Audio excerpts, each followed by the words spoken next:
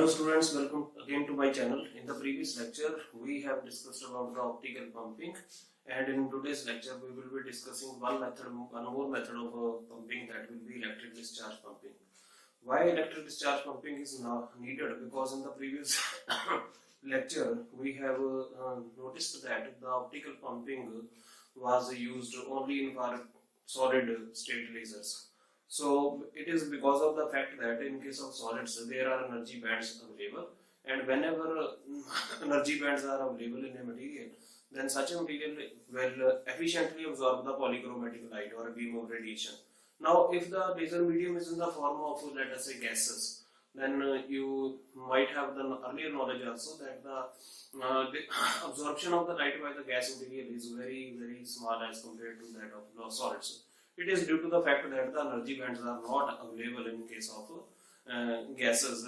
The energy levels, electronic energy levels in case of gases are very sharply defined, and because of that, only a certain only photons of certain wavelengths will be absorbed, and all wavelengths will not be absorbed. For example, in case of solids, let us say this was ground level, this was the excited band. Let us say the energy difference, minimum energy difference between the ground level and the excited band is, let us say, 10 eV, and the maximum energy difference is, let us say, 15 eV. So if a beam of polychromatic light is incident on such a material that is solid, then this is polychromatic light, therefore all photons are of, let us say, different energies or different frequencies. So all those photons whose energy of photon lies between the range 10 eV to 15 eV will be absorbed by the material. So let us say, I will again take an example. Let us say there are 100 photons in this, and out of these 100 photons, 70 photons satisfy this condition, and remaining 30 photons, they have energy either less than 10 eV or these are more than 15 eV. So therefore the efficiency of absorption of this beam by the material will be of the order of 70%. So 70% of the energy will be absorbed, and 30% will be either it will be wasted or it will be scattered. So on the other hand, let us say we have a material in the form of gas for which the electronic energy levels are sharply defined. Let us say this is the case. Now the energy difference between ground level and the excited level is sharply defined, that is 10 eV only. Now let us again consider the same beam of photons, which contains 100, this beam contains 100 photons. Now only those photons which have energy exactly equal to 10 eV will be efficiently absorbed by such a material, that is the gases in our case. So out of these 100 photons, let us say there are only 10 photons which have energy equal to, let us say we have only 5 photons which have energy exactly equal to 10 eV. Remaining 95 photons, for them the energy is either greater than 10 eV or energy is less than 10 eV. So such photons will be scattered by the gases, and these will not be absorbed by the gases. Therefore it is very clear that if we use a beam of radiations for exciting the gases, then the pumping will not be so much efficient in case of gases, and it cannot create a population inversion if the material is in the gaseous form. Hence optical pumping is not suited for the lasers in which the medium is in the gaseous form. To overcome this problem, we have to resort some alternative mechanism of pumping, and the most suitable method of pumping in case of gaseous material is the electric discharge pumping. Let us now take that example, how electric discharge pumping will work. Okay, since this is an engineering design, so before devising the electric discharge pump, kindly remember that electric discharge is a process and a device which can perform this task, electric discharge pumping. Then such a device is called electric discharge pump.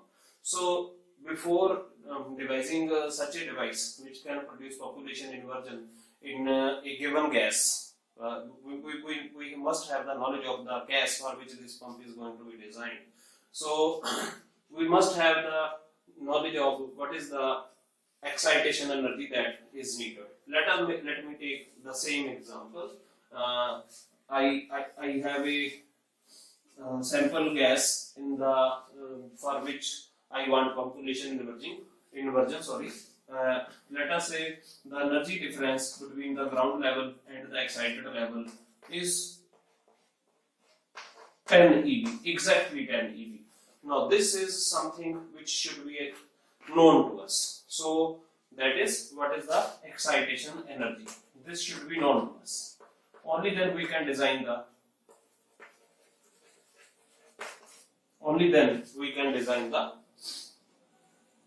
pump.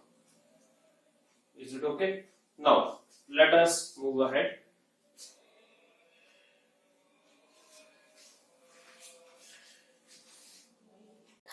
Okay.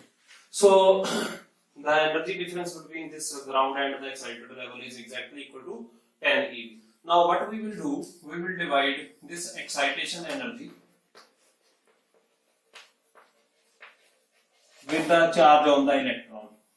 So therefore I will get excitation potential. That is the ratio of excitation energy to the charge on electron. That will be 10 volt, or you can say it will be 10 eV upon E.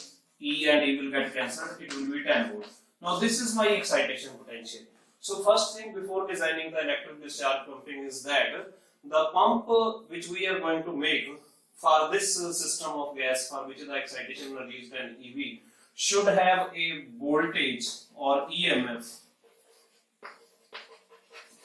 much greater than this excitation voltage, that is 10 volt. So if you use, let us say, any voltage source which is a voltage less, which is of EMF less than 10 volt, it will not work for this system of gas. It may work for some other system of gas for which the energy is less than, let us say, 10 volt, but it will not be working here. So what is the first condition? Well, the first condition is that we must have the knowledge of the excitation potential, and we take the EMF of battery to be much greater than this excitation voltage, that is 10 eV. Let me take for a very simple reason, I will take an example. Let us take that the EMF of the battery is 1000 volt.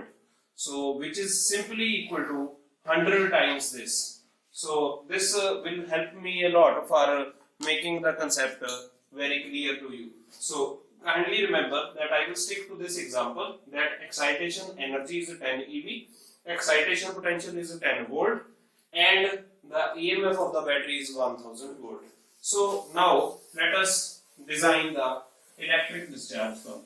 Okay, what happens, what is there in case of electric discharge pump, and the mechanism that it covers is called electric discharge pumping. Okay, so it contains a glass tube, and there is one cathode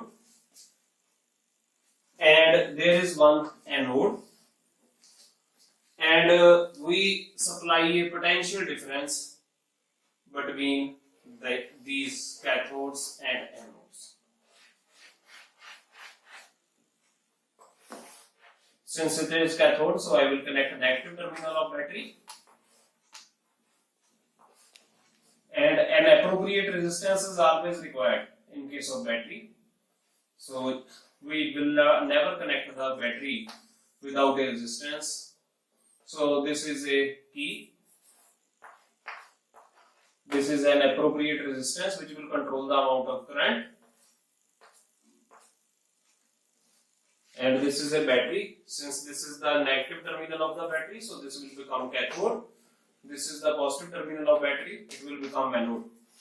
To make the things very simple, I will take very simplified examples. for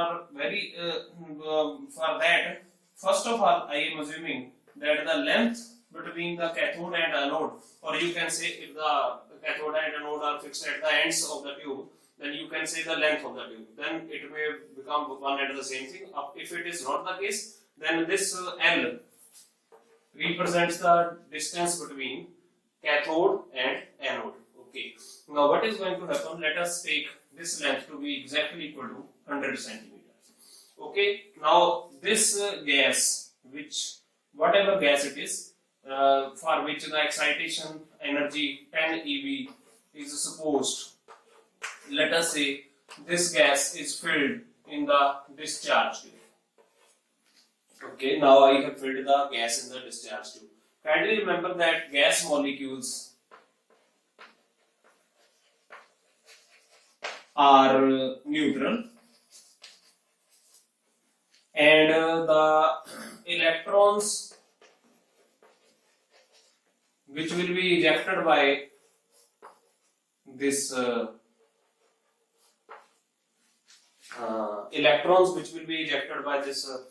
cathode, these are charged. So what is the benefit of remembering this?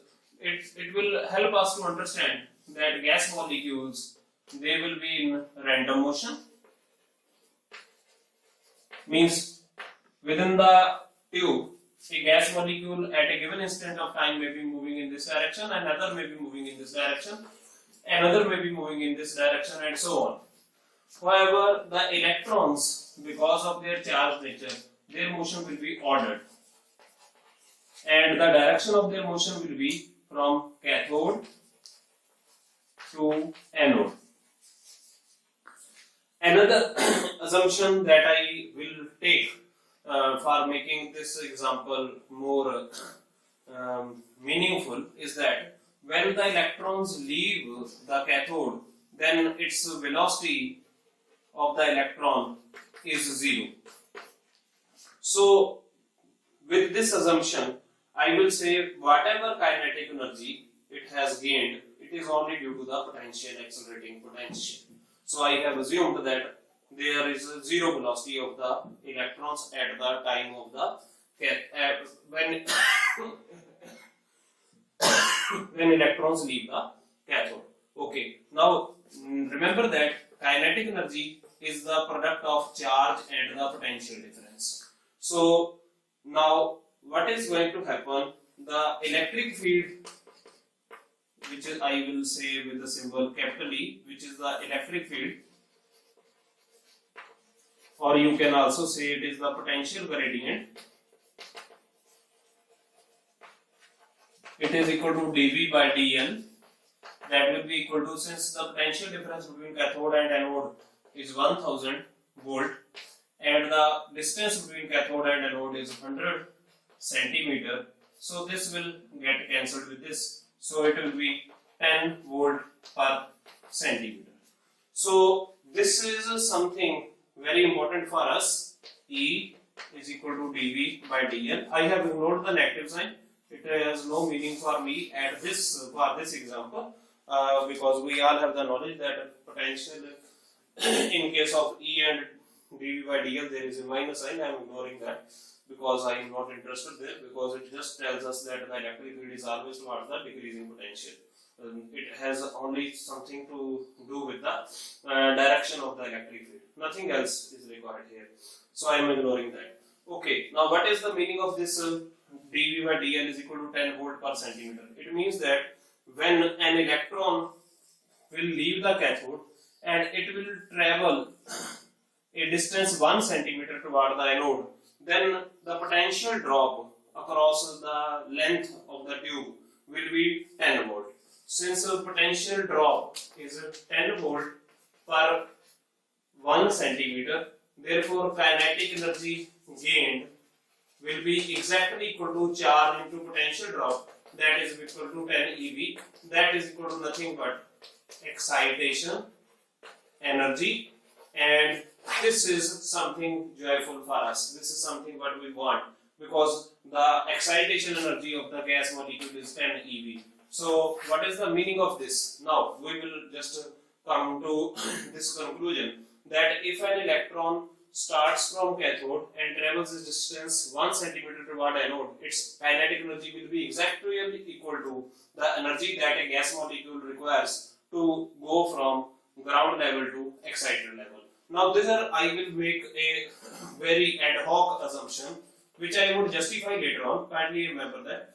For the time being, just bear with me. Within 5 minutes I will explain. I take very ad hoc or hilarious assumption that exactly after 1 centimeter electron collides with gas molecule. Please remember, this is something which appears to be that I cannot justify it, but later on I will justify in some other way. But for the time being, this is what I want. This is my desire. This is what is going to give me something meaningful. So exactly at 1 centimeter, not even before 1 centimeter and not after 1 centimeter. The collision will take place only at 1 centimeter. Actually, this is not possible in reality because gas molecules are moving randomly. So there is a chance that the electron may collide with the gas molecule even before 1 centimeter. But it is just for the sake of simplicity or understanding. So what I am now taking this as an example. Now what is going to happen when such an electron which has traveled a distance of only 1 centimeter, then such an electron will suffer elastic collision with gas molecule.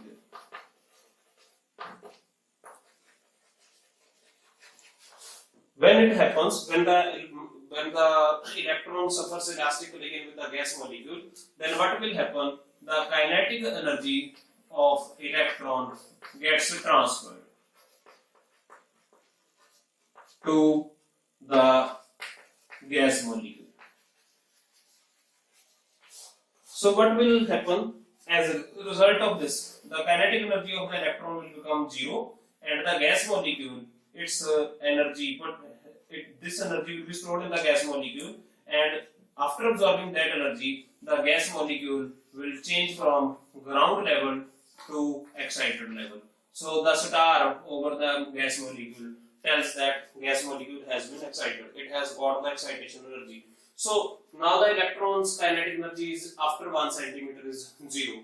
But still there is a potential difference of 99 volt between this point where the electron suffered collision. Let us say this point was here, somewhere here, and this distance is 99 volt, 99 centimeter, and the potential difference in 99 centimeter will be equal to obviously 99 volt. So this electron, because of the influence of 99 volt potential difference, will again start gaining energy. When it will start gaining energy, so exactly after 1 centimeter, its potential, its kinetic energy will also again be 10 eV. So it will again suffer collision.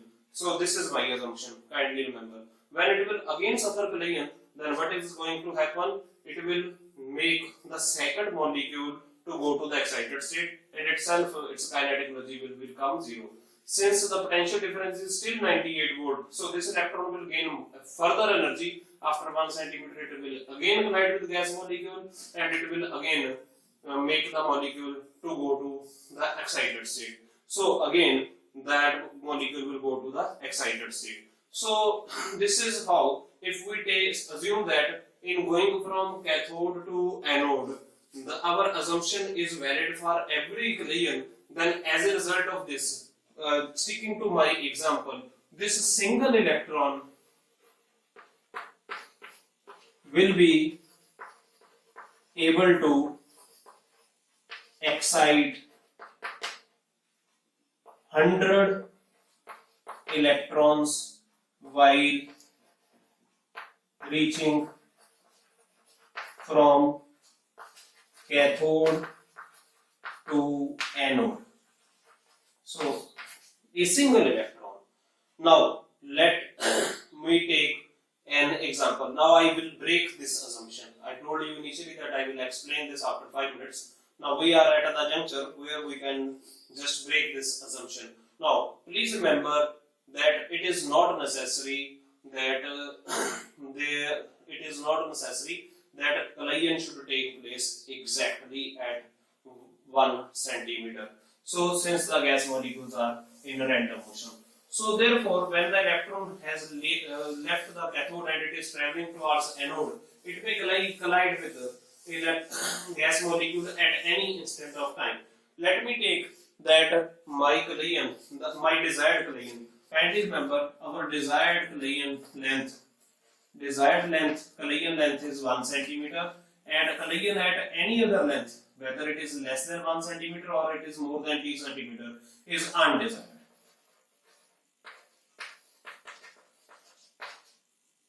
Not equal to 1 centimeter.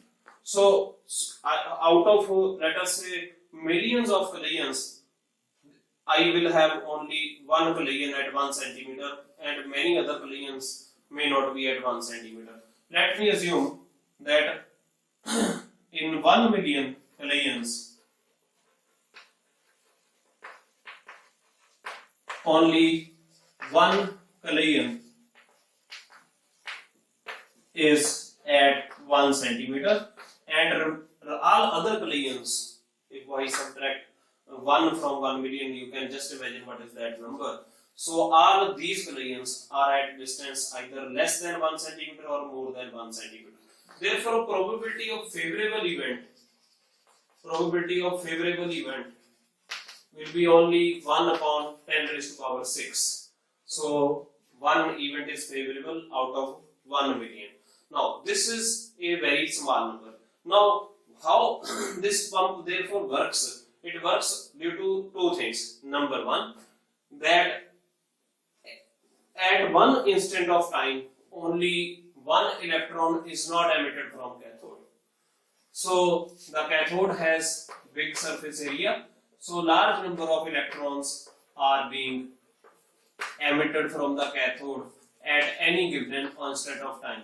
And the number of such electrons emitted from the cathode is in millions and trillions. Let us say at a given instant of time, trillions of electrons are emitted.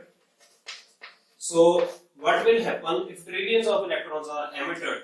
Then the total number of favorable collisions will be, since there are trillions of electrons, 10 raised to power 12 electrons are produced, and every electron has a chance of colliding with at 1 centimeter of 10 raised to power 6. So therefore that will become a 10 raised to power 6. It will be a big value. So now I have broken that assumption. I have stuck to the reality. So as a result of this, I just can see that a large number of electrons of desired value will be going through the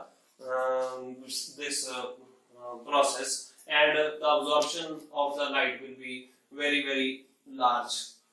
It is not the absorption of light; it will be the actual transfer of the energy from the electrons to the gas molecules. It will be very large. Of course, the efficiency will be small, but if I compare this device with that of optical pumping, comparison to that efficiency will be very large. So this is how an electric discharge pump will work in case of gaseous system. Now there is one important instead of one, there are actually two important things which are related to the design of the electric discharge pump. What is that? So kindly remember that electron will take certain specific time in going from cathode to anode. So what is going to happen if I stick to my example, one electron going from cathode to anode was capable of exciting 100 electrons, 100 gas molecules. If if I say efficiency is 100%, actually efficiency in actual percent is very small. Okay, now let us now go to that example. So here the time will be t is equal to 0. Let us say this is the G level, this is E level. So this lifetime, let us say this is M level, metastable state. So this lifetime is, let us say, 10 raised to power minus 3 seconds. So if electron takes a time of more than, let us say, 10 raised to power minus 3 seconds in going from cathode to anode. Let us say when electron has left the cathode and it has reached here only, it has not reached the anode, it has reached only 70 centimeter. It is just an example, kindly remember. So an electron has left the cathode and it has reached only 70 centimeter. What is going to happen? Let us say time elapsed is exactly 10 raised to power minus 3 seconds here. So up to this point, it will be able to excite the gas molecules. What will happen when it will be covering the remaining 30 centimeter distance? Then the electrons, if I assume that there is uniformity of excitation, then the electrons which have been excited due to collision between first 30 centimeter, that will be the 30 electrons, because in every 1 centimeter, according to my assumption, in every 1 centimeter there is only one molecule. Sorry, there will be not 130 electrons, there will be 30 molecules. So these 30 molecules which were excited, these will discharge. These will go back to the ground level. So as a result, the pump will not be able to excite many gas molecules because of the fact that the distance between cathode and anode is very large. So we have to choose the length of the cathode and the distance between cathode and anode very carefully. So how do we choose it? Let us take this example also, because it is very important in the design of the electric discharge pump. Let me take that since I want that this cathode and anode, these are separated by 100 centimeter. Charge on electron, we know that it is 1.6 into 10 raised to power minus 19 coulomb, and potential difference we have already assumed, that is 1000 volt. This is the EMF of this battery, 1000 volt. So cathode and anode, the potential difference between them is 1000 volt. So what will be the kinetic energy gained by the electron if it travels from cathode to anode? It will be given by half mv square, that will be equal to p square by 2m, that will be equal to charge into potential difference. This will give me the velocity, that is equal to square root of 2qv upon m. So the distance L upon t is equal to velocity, that is equal to square root of 2qv upon m. This will give me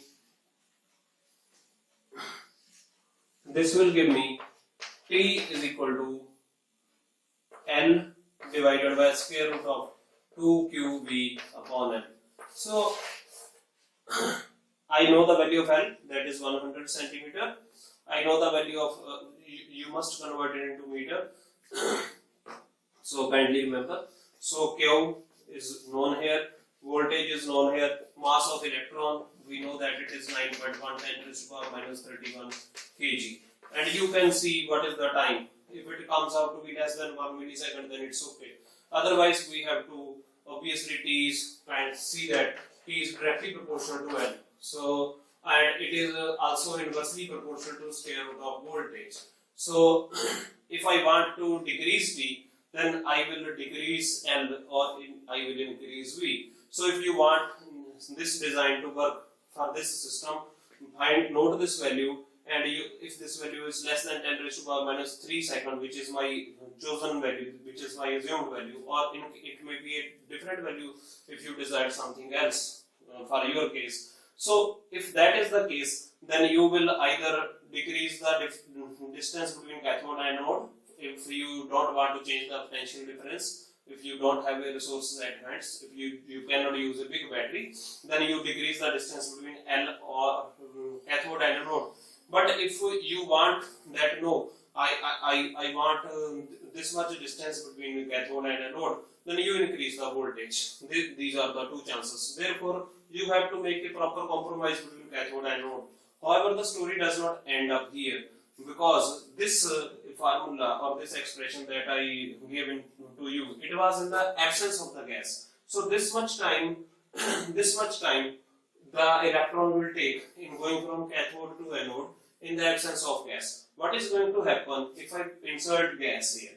So when I will insert gas here, then the electron cannot go from here to here in a single go. It will suffer collisions. So whenever it will suffer collisions, then you know that it will lose its kinetic energy. Then it will again gain kinetic energy, again move toward anode, and then again lose kinetic energy. So in such cases, the concept of mean free path, lambda is the symbol for mean free path. You can see its expression from internet or standard books of thermodynamics. So the mean free path of the electron will come into account after how much time it will take collision and how much distance on the average it will travel in a given interval of time. So that mean free path will come into account, and as a result, this time will be, yes, it will be further increased. So therefore, this is actually the ideal limit of the time. So the actual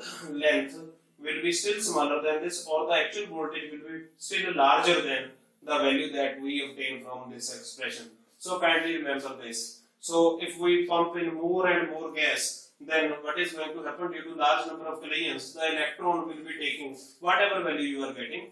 The electron will be taking more and more time than the time obtained through this calculation. So therefore we initially thought that only length and the voltage have a role to play in the proper working of electric discharge pumping. Actually, this is not the case. Now we must remember that in addition to length and the potential difference, it is the pressure of the gas or concentration of the gas also. Kindly remember, the more the gas we pump in the discharge tube, the more will be the pressure of the gas. So the pressure of the gas has to be maintained appropriately. So there will be optimized, the design of the electric discharge pump will be optimized so as to have proper value of L, proper value of V, and proper value of pressure of the gas. Kindly remember that pressure of the gas depends on the concentration of the gas. So and the intensity of the light that will come out of the laser, it also depends on the concentration of the gas. If the gas concentration in the laser is very small, then therefore the number of molecules in the discharge is very small, and as a result the intensity of the light that will come out will also be very small. So this is something which we must remember, that in case of electric discharge pumping, the design has to be optimized for proper value of L, V, and the pressure of the gas. So we have to take a decision as per the requirements. So it means the electric discharge pumping is gas specific, it is tube length specific, it is concentration of the gas specific, and it is also specific to the potential difference. So same pump which we are using, let us say, in one gas laser cannot be used in another gas laser. So that is the problem with this electric discharge pumping, but still it is very efficient in case of the lasers. So this was all about electric discharge pumping. So out of the pumping schemes I have discussed right now with you, two more important pumping schemes. One was the optical pumping, second is the electric discharge pumping. Now I will turn now I will move to the next component of the laser. That component is called active medium. Let us now understand what is the active medium. So it is a very simple or small topic. So let us now discuss what is active medium.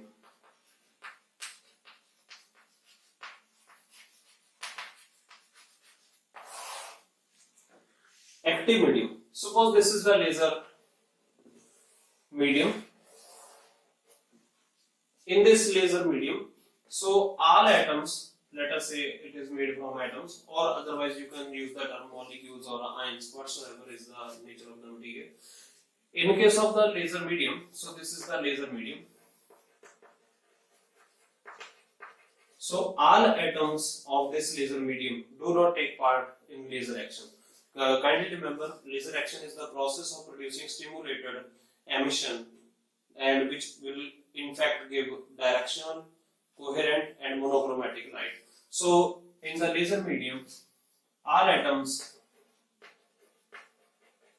or molecules or ions do not participate in laser action.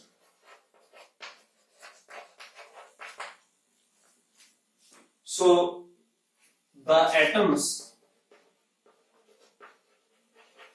or molecules or ions which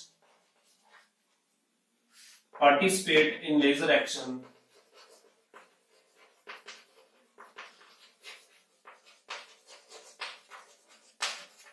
are called, the atoms or molecules or ions which participate in laser action, these are called active centers. And collection of all such active centers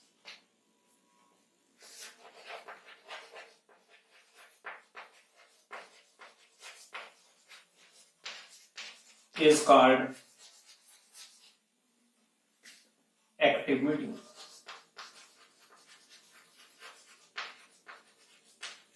And collection of all active centers is called active medium.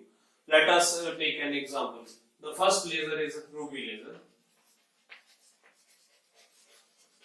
In case of ruby laser, the ruby rod is a combination of Al2O3 doped with Cr2O3.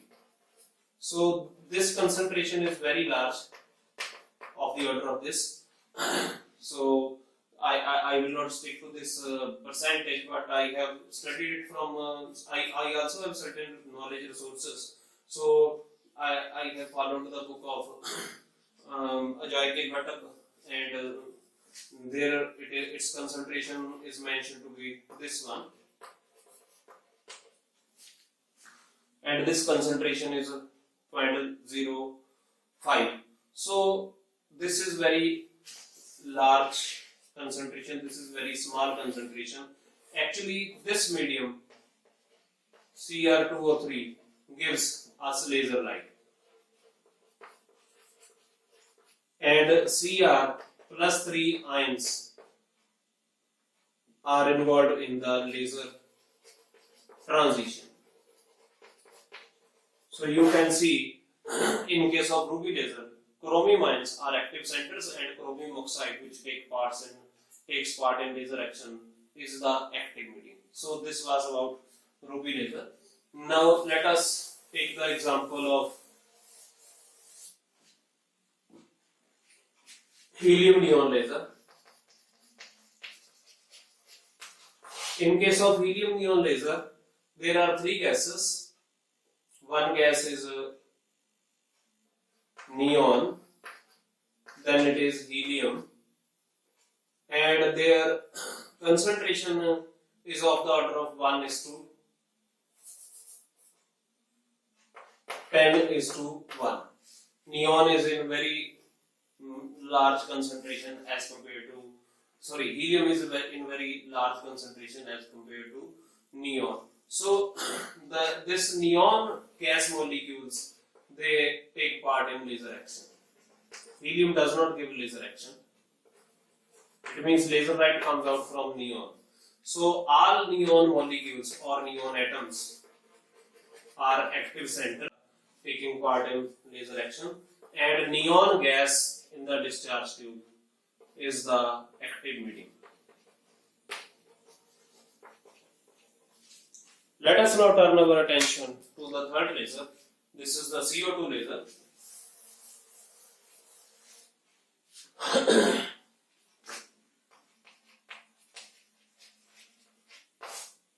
In case of CO2 laser, we have three gases: CO2 and nitrogen and helium. So the approximate concentration ratio is 1 is to 3 is to 5. So this CO2 gas is in minimum abundance. Actually, all CO2 molecules, they take part in laser action.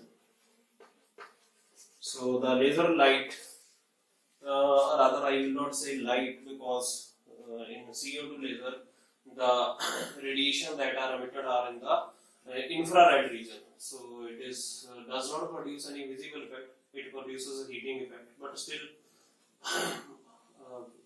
it means technically it should not be called as laser light. So the laser radiation come out from the CO2 molecules. So every CO2 molecule is an active center.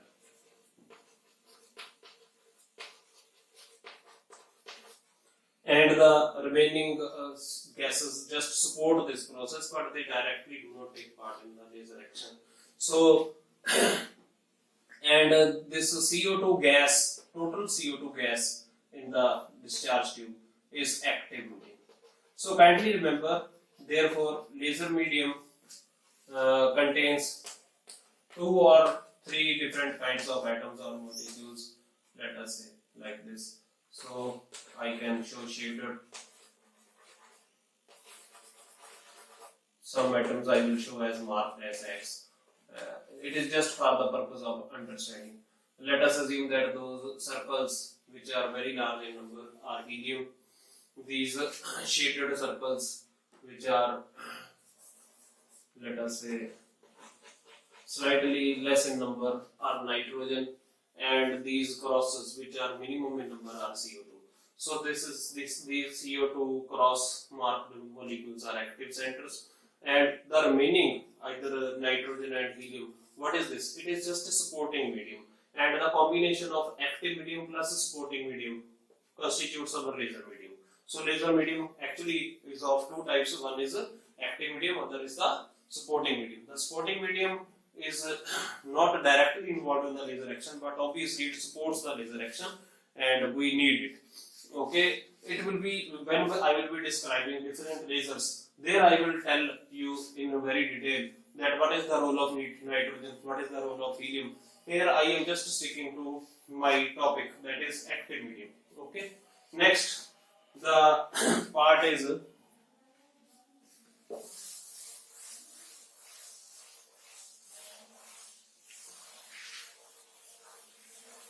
semiconductor laser. This will be the last example that I will take in case of laser medium. Semiconductor laser.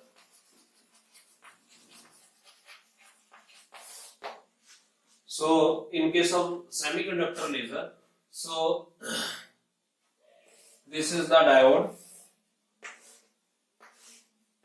this is the depletion region, its thickness is of the order of 1 micrometer for most of the diodes. Depletion region is in the range of 1 micrometer, and this is the diode length. I will explain this semiconductor laser in my lecture also. In future I will be giving a lecture on the semiconductor laser also. There I will explain you that in case of semiconductor laser, the laser light comes only out of depletion region. So please remember, whole of the diode surface does not produce laser light. Only depletion region produces the laser light. So therefore, in case of semiconductor laser, the electrons and holes in depletion region are active centers, and whole depletion region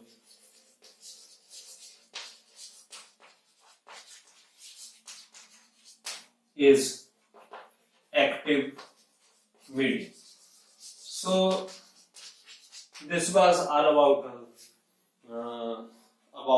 optical pump, about the pumping and the active medium. The next topic that I will discuss in the next lecture is of optical resonator. It is a big topic, so it will require more time. That is why I am not starting this topic in today's lecture. Kindly remember, in the pumping mechanism, I have discussed with you two schemes. One was the optical pumping, which I discussed with the previous lecture. I will give the link of the previous lecture in the description. And the second was electric discharge pumping.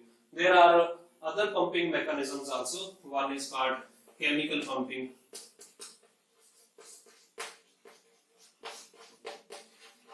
Other is called direct pumping.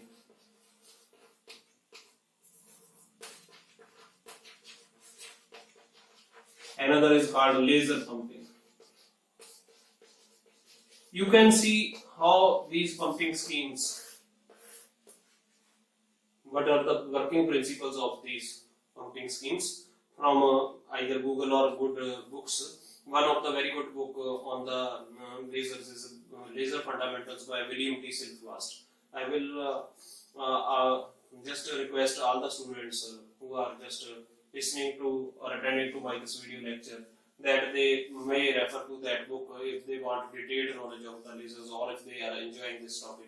But I will not, because of the limitations of the time, I will not be explaining these pumping schemes right now at this instant of time.